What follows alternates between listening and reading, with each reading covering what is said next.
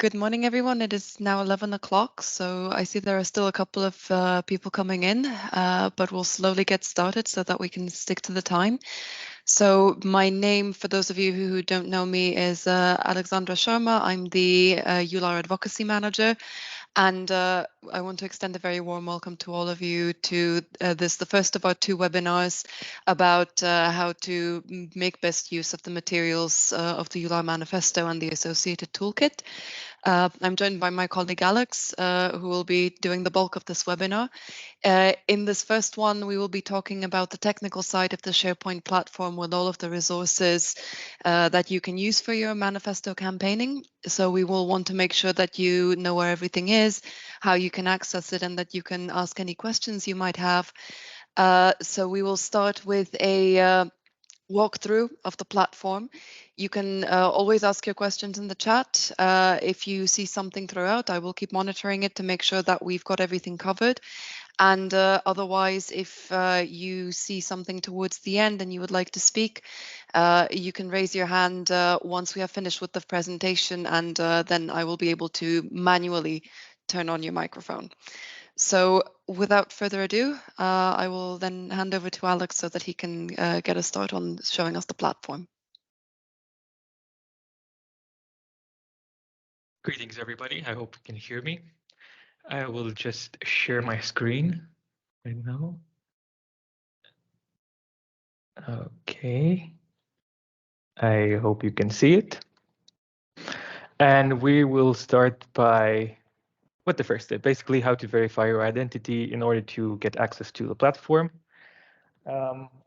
And you will get, upon registering, which I assume most of you have already done by completing the self-registration form, you, with your own work address, you will probably get another email asking you to use your EULAR address, which you may or may not be familiar with this username because some of them are generated automatically. So you would just insert your designated EULAR name here. And then you would insert it again here. And of course, if you are unfamiliar with your username from EULAR, you can just click on can't access your account, and afterwards you will receive a code or a password on your day-to-day email, which you can then use to access the SharePoint. This is not my case for the moment now, but because I will automatically get an access code, which I will enter here, but this is pretty straightforward. I would just maybe say here that for those of you who have had concerns, the @EULAR email address is just a username that is linked to any services that you use on the EULAR website, including the SharePoint. So it is not something that we have access to directly. Anything that goes there is just linked to your own private email address, which you use to sign up. So we don't have anything there that you would consider sensitive. It's simply just a requirement of the system as it stands, set up by IT, that it needs to be a username that ends with @eular.org. Exactly. Thank you, Alexandra, for delving into the specifics.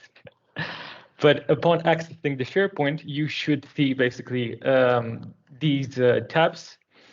And here we have original documents, the translations of these documents, a communications database, which is useful when you're logging in a meeting with a policymaker, and of course some contacts for the members of the European Parliament or other government officials if you are not in the EU or you would like to contact somebody from a ministry, let's say.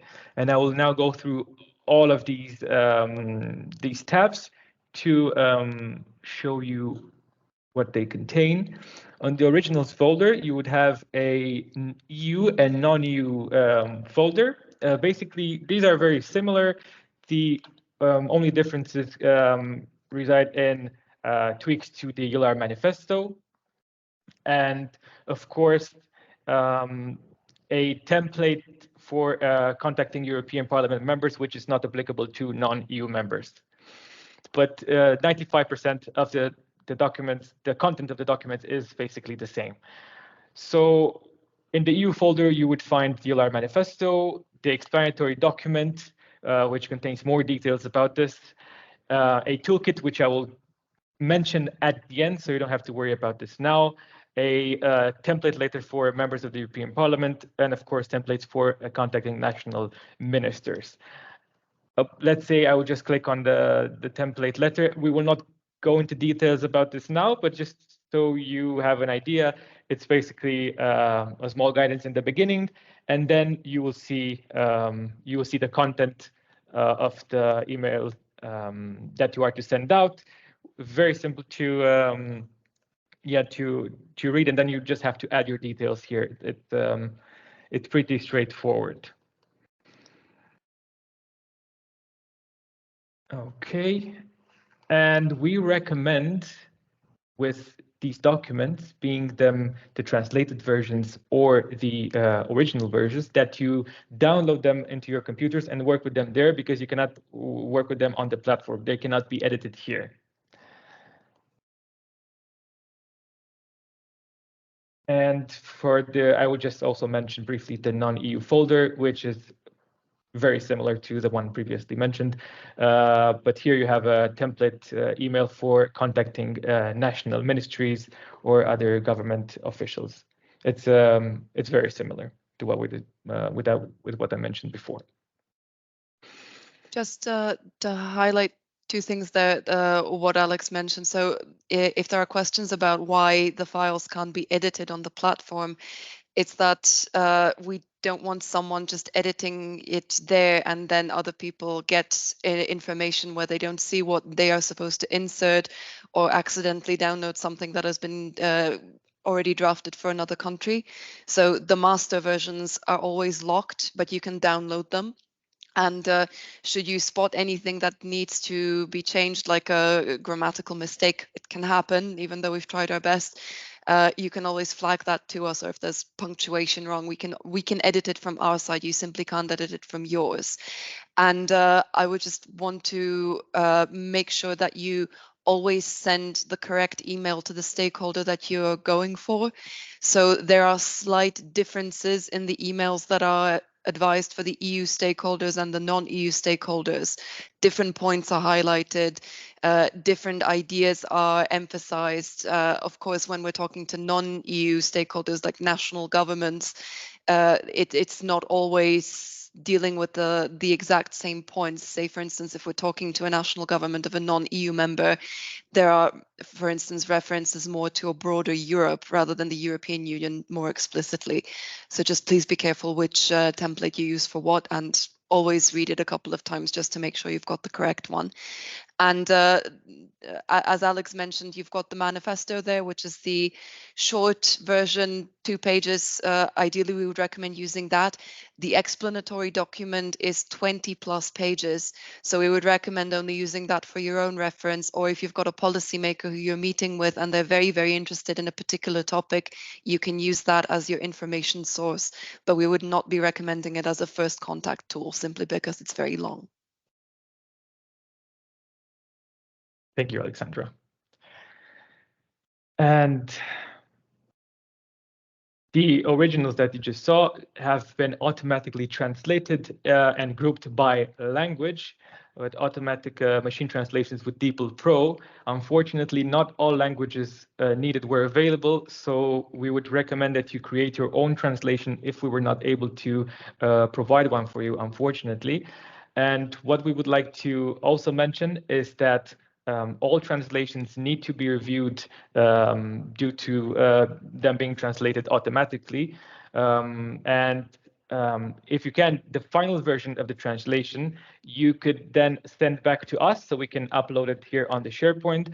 And when it will be available, we can also upload the translations on our website under EULAR Manifesto tab on our on the main EULAR website. So we have them there as well. And I will not get into the specifics here, but let's just say Romanian because I'm Romanian, so I will not pick and choose. Yeah, you will have these the same documents, but translated. And which brings me then to my third point: when engaging with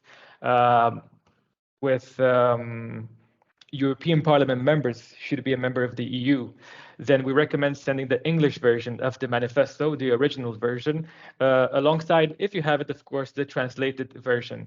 Why do we encourage this? Because it is an international environment. The European Parliament committees that you're supposed to address, being them in health or social policy, work in English. And of course, the European Parliament has an in-house translation service. So let's assume that the member of the European Parliament doesn't speak English very well. He can just send it to this service and it will get translated. However, when you engage with a minister or with some government officials from your own country, we would recommend sending the verified translated version of the manifesto. Of course, you can add the English version as well. So basically, this is what we suggest. And of course, this brings me to the next point. On this tab, MEPs and government officials tab, if you click on it, you would see basically a list of contacts. It's moving a bit slow. List of contacts that we have already provided for you if you are an EU member state. And you have here the position, the member of the European Parliament, of course, the names, the political groups of which they're part of, the respective countries that you're interested in, social policies or healthcare areas, their contact details, and of course, the website if it is available. So when you log in a meeting, you would just need to select one MEP from a drop-down list. So it's nothing spectacular that you need to do here. However, if you would like to engage with a minister or with another government official, then you need to add a contact before logging in the meeting. And we can just do this now as a test run to see how it's going to work out. I will just choose Romania. I will say test minister, Beth Health. The group you can leave open, or you can just say Ministry of Health, regardless of, I mean, this can be left open. Policy area, I would just choose health. Test email, I would just put this. Website, if available, you can, of course, add it. Otherwise, you can just leave it open. And then select the position. You would have here already designated some positions, so you just have to choose the one that fits to your criteria, and then you would just save. Upon saving, you should be able to see your added contact at the end of the list. It's a pretty big list. We have it here. We have it here, so it's very easy then to pick it from a drop-down list. Of course, you can always filter by country.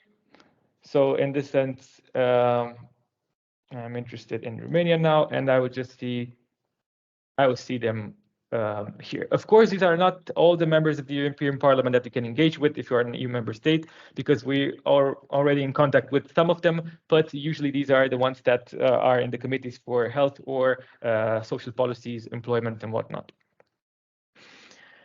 After either selecting an MEP from here or adding one, adding a government official or a minister, because unfortunately we are not able to provide you with the contacts from your own state, then you would, let's say you would like to log in a meeting.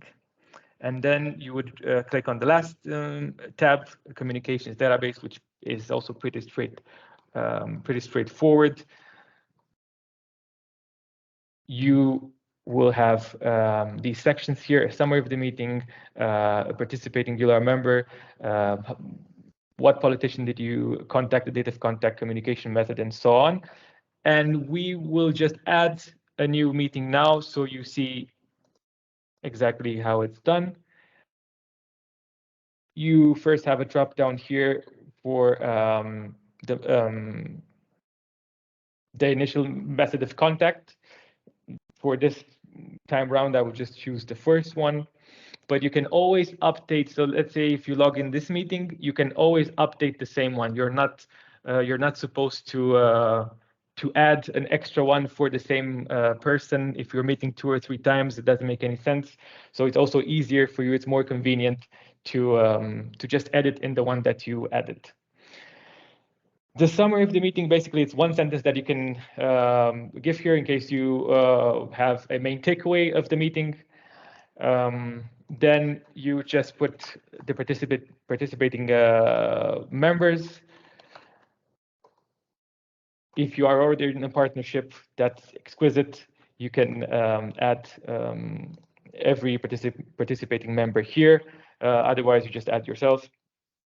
And then you would add here the contacted person, which I already mentioned the list before. It's basically the same list, but now I will go to the test minister. I have it here, and I will select this option, date of contact. Let's put it today. And of course, the communication format, I would just say an email. You can choose from a phone call, in-person meeting, or a virtual meeting, depending on what level of engagement do you have. And of course, notes from the meeting, if you have something more to share than the main takeaway, than the first sentence, or of course, you can add an attachment if you already had the minutes of the meeting and you would like to share them here as well. And after you save, this is how it should look like. Again, pretty straightforward. And of course, if you have a second or third meeting, you could just come here and edit the meeting. The reason why we did this is the idea was to have a platform so that it's easier for us and you as well to coordinate, to share progress, and then see the results. We say that it's pretty intuitive and easy to use, and we wanted to make things easier for you. Of course, you can always double check. Let's say if you had a meeting with a member of the European Parliament and your partner from your respective country was not there, when they log into the platform, they can see already your meeting, and they are also aware of what has been going on. Basically, this is pretty much the platform. And I mentioned at the end that I was going to talk 2 seconds about the toolkit, which basically encompasses more or less what I have said here today. It's a basically, it functions as it gives you an overview of what I mentioned here, and also what are the reasons to engage with the European Union or with ministries. What are tips for contacting some officials, be them members of the European Parliament or government officials, how to organize your participation in the EULAR Manifesto campaign, how to report, and of course, how will EULAR advocacy help you. This is, you can have a read through it. And of course, I think this would also be a subject at the next webinar at the end of the month, where we dive into more content-related issues. For this time round, it was only to present you the Manifesto SharePoint platform. And of course, the recording will be available to you to reuse. Probably we will also have a screen recording, a shorter one that you can also then take a look at. And that's about it. If you have any questions, please either raise your hands and we will unmute you, or just mention them in the chat if everything is unclear. Thank you. Thank you, Alex. Perhaps I would just summarize if you could still put the platform on screen so that everyone sees it, because that was a lot of information. So you have all the documentation in the original English, in the original folder. Everything you can look there from the manifesto itself, the explainer, the toolkit, which gives much more information about what the campaign around the EULAR Manifesto is, and we will be diving into that much more in the second webinar, and then also the original versions of the email for EU and non-EU countries. The translations, as Alex mentioned, they're all machine translated. It's all the same documents.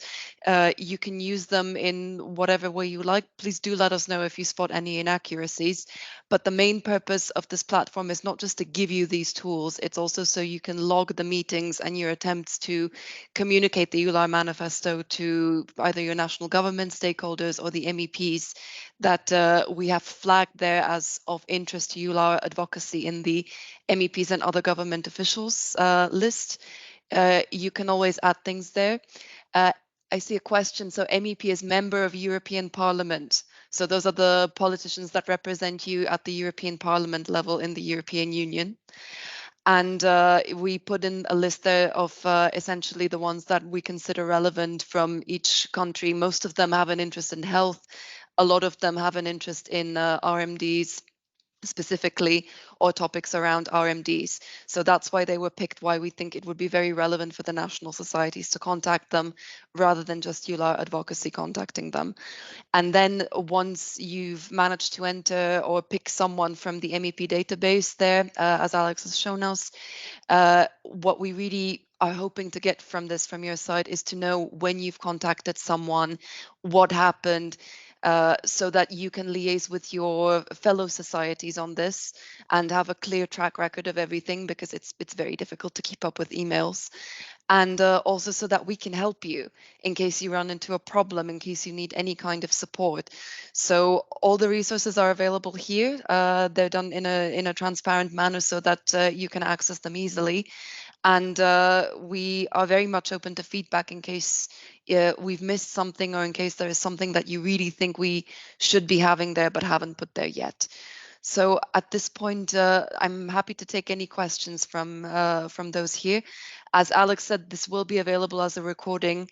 And if you think of a question afterwards that you haven't yet come up with, or if you don't want to speak up here for whatever reason, you can also always email us at publicaffairs@eular.org, and then we will be able to answer your questions.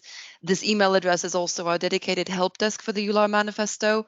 So if there is anything that you need support with, say an MEP is asking for information you don't have, or you don't know how to approach a situation, or you need to understand how to better prepare for a meeting, we can give you some general information.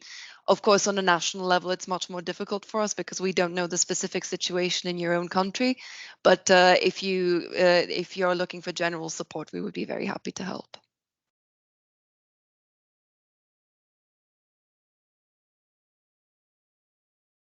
So for now, I don't see any other questions. I'm happy to give it a couple more minutes. Yes, I see a question from Sabine.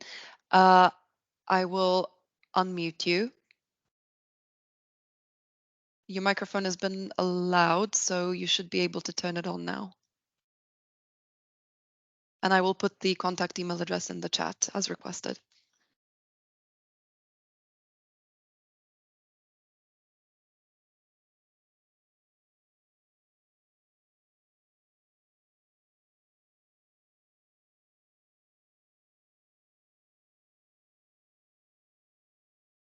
Sabine, are you able to turn on your microphone? We can't hear you.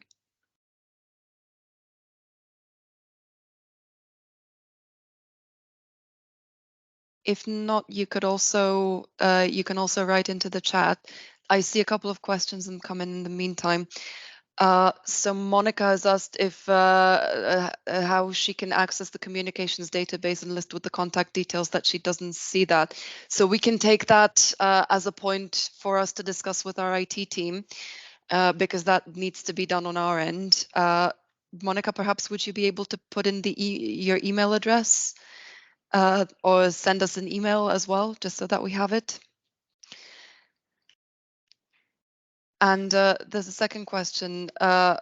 for what countries there are no translations available. Alex, maybe you can go back into the translations folder.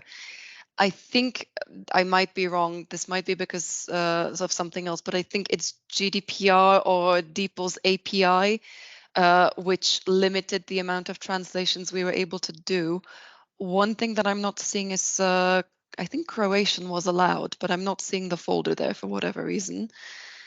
So we can double check that. But for the most part, the countries that had the translation available were the European Union countries plus Norway, Turkey, Ukraine, if I remember correctly.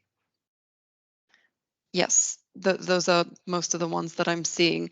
So all of these were machine translated via the DeepL API. We have checked the ones that we have availability of native speakers for. So Alex had a look at the Romanian one. I had a look at the Czech and Slovak ones. And we had German native speakers look through the German translations. In general, they should be fine, but they still require a bit of checking. Were there any specific languages that you were looking for? Apologies if I say this name wrong. It's Sunčica. Because we were unable to, unfortunately, translate a couple of languages that the API was unable to do this.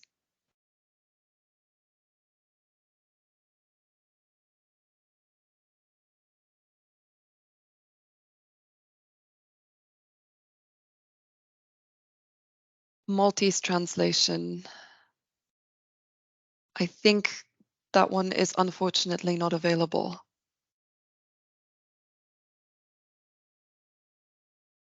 Oh, I think we can ask, but I don't think that was on the list of the DeepL APIs. No, I think all that DeepL could do is here, but we can of course double check. But we would really recommend that you verify the translations before sending them out, or in case you would like to, before sending them to us, so we can upload them also in the SharePoint and ultimately on our manifesto webpage. So I'm seeing the question if the Croatian translation could be there. I think the Croatian translation should be there and it's missing. So we can double check that. Yes, we were checking Serbian, but unfortunately that was not available. But I think, apologies, enough similarities in the languages that we should be able to make do at least. With the list, we're seeing multiple people having the issues that they can't see the list of MEPs, so we can double check that. So for Monica and for Sabine, we can see if this is a general issue.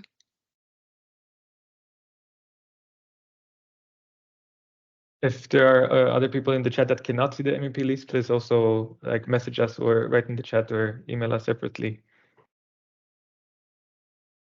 So in the main folder, you should be able to see the original folder, the translations folder, and then the MEP contact list and the communications database.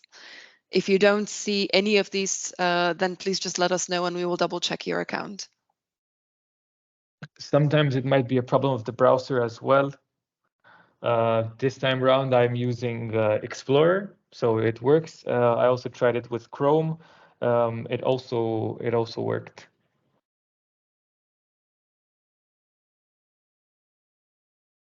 And with this one, I have the same view and rights as you would have.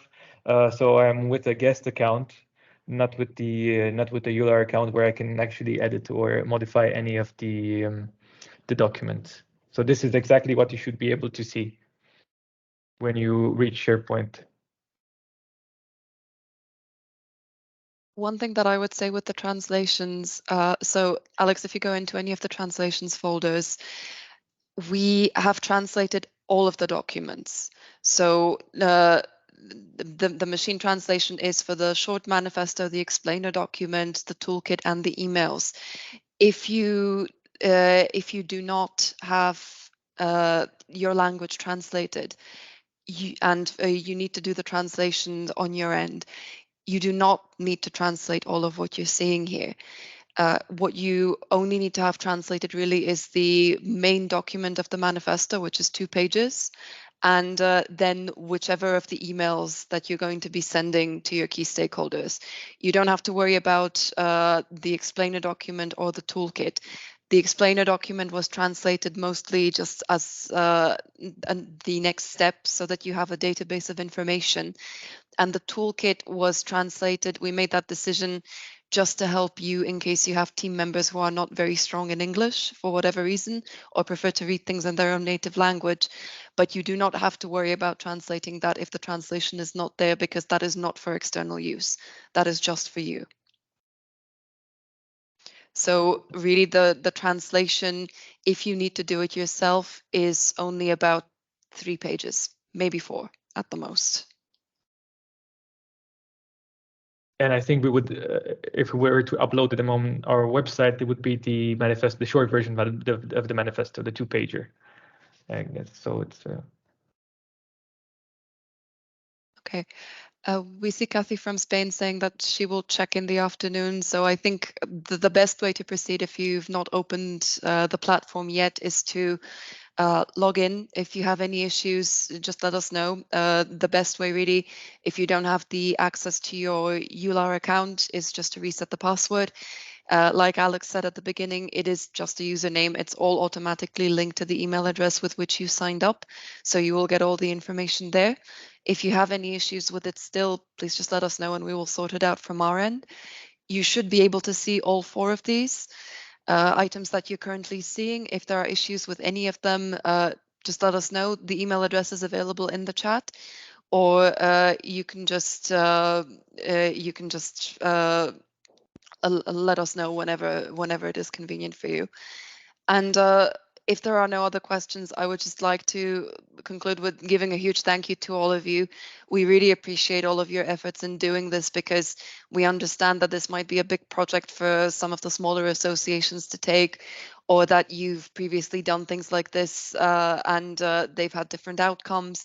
But what we really wanted to do is give you the tools here to coordinate and to be able to log everything that you do, so that we are able to support you more effectively, and so that you are able to liaise together between the scientific HPR and PARI societies more effectively, so that it really comes across as a holistic voice. That's what's really important within the EULAR Manifesto, that we speak as the common voice of European rheumatology rather than just in isolation, because that gives us much more weight. And if by any chance you already had some meetings, please log them in. we would be very happy if you do so.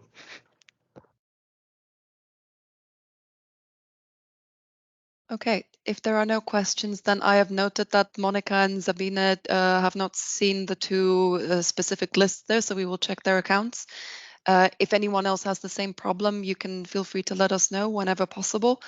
And we will check to make sure that the Croatian translation is there, because I really do remember it being there at some point. If anyone requires any other support, please just let us know. And thank you all again for taking part, for attending the webinar. You will also receive a recording of this in the future. I will just wait for Anna to finish typing, and I think then we may close.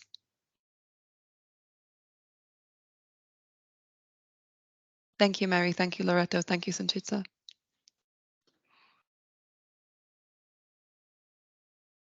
I also see some questions in the Q&A section now from Loretto. I just saw them. Sorry, perhaps I didn't look there correctly. No, because I couldn't see them because I was sharing the screen. Okay, so okay, Loretto, you should know all of these things because you're the chair of advocacy, but I will answer anyway. So does the endorsement of stakeholders need to be specifically to the EULAR manifesto, or can it be the society on the manifesto? That is actually a good question. So we would kindly request that you please not change the text of the EULAR manifesto. You can tweak the emails that you're sending to your national stakeholders, of course, if you need to do that. But the manifesto itself, because it was written by EULAR, it needs to stay in the text that has been approved by the EULAR Council, and it needs to still have the EULAR logo on it. So please don't change the content or the format of it. It needs to be stated that it is something that EULAR created. That being said, with the translations coming on the website, we can always say that this translation was verified and approved by the society, and we can flag that your society endorsed the translation and the messages in it so that it is on the website. I hope that answers the first question. And the second, what if we contact, because we have to contact some MEP or politician who is not on the list? So what we would recommend is to do what Alex showed you. You just add them. We might not necessarily have all the MEPs that are interested in healthcare policy, so you can feel free to add them in. And then we will just proceed as normal. And perhaps if you tell us that they are looking forward to hearing from EULAR, we can also get involved in that kind of situation. When it comes to national level politicians like the test minister that Alex entered in there, we would probably not be getting involved simply because we don't know the specific context. But of course, you can contact them and just enter them in the contact database afterwards, and they will all be visible then in the end. And when you log in a meeting, you have the drop-down list that I was showing you, and the contacts need to be here in this tab, in the MEPs and government officials tab beforehand. Otherwise, you cannot choose from it. So if you have a meeting with a minister, you need to log his details or her details here beforehand, and then it would automatically appear in the other tab when you log in the meeting, and you just have to select the name.